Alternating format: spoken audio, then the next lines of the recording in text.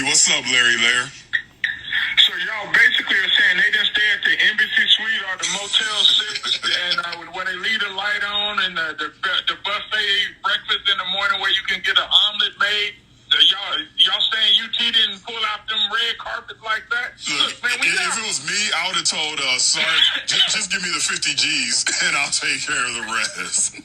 Exactly, man. Just write that check to me. I'll take it back to the crib. We got everything else covered. Me and my son will be staying over here at the Westin Maine. We'll go get us a steak at VY Steakhouse, and we'll call it a trip. And I'm pretty sure they still had all them other recruits come in for that Bama game because it was 105,000 people there, and I know some of my boys' sons was up there.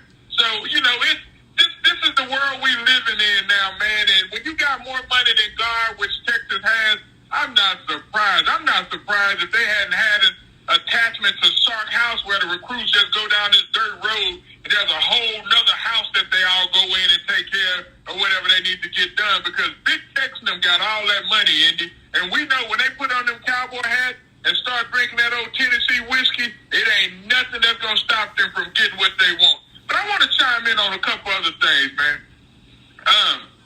We need to talk about Brett Favre real quick. And we need to talk about why it's always people like them. And black folks and poor folks and things like that, man. Brett Favre is a clown. And we knew he was a clown when he was doing all that other stuff when he was in Green Bay holding them hostages about their contract. He was chiming in on other people's contracts and things like that. But to do that to people in Mississippi, man, really, when you ain't made all that money and you got more money than you can leave to your kids, Brett Favre is a joke, man. And the fact that this country has all these old powerful, silly-ass, stupid-ass white men that do this kind of stuff to folks that don't have nothing and then turn around and want to have somebody that a parent died or whatever and want them to send back their last Social Security check to Ukraine and all this other stuff while people don't have running water and food, but Brett Favre gets to kick his feet up on that old John Deere tractor and lie to everybody's face. This country, man, sometimes I wonder how did we get here? Because I remember when I used to really, really appreciate that whole concept of the American dream, but then I started realizing these bums were lying. But I'm going to get back to sports, man. I just had to talk about Brett because it makes me sick because we should quit doing this to people that don't have the opportunity to do the things and live the kind of lives that we live in this country. People are living under highways and don't have food, living under bridges, and we continue to treat them like they're not American citizens, and it makes me sick to my stomach.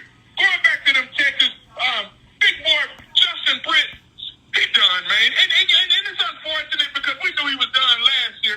His ass should have retired before he came to training camp. Don't let him go because I saw what Indianapolis was doing to him. He don't want to play football no more, man. And that's unfortunate, but he ain't made a lot of money, but he can move on. What the Texans need to do is put somebody there in center and go ahead and anchor that offensive line for the years to come with Titus Howard and Kenyon Green, and then they can go up to Denver because I got them just like I had Texas beating Alabama last week, which they should have done. I got them Texans beating them Broncos. Indy, I'm not a Mr. Unlimited fan, but I can tell you this, I'm definitely not a Davis Mills fan in our hall. Appreciate that. I'll say this real quick about, and we just didn't get to it, we weren't hiding from it, the Brett Favre thing.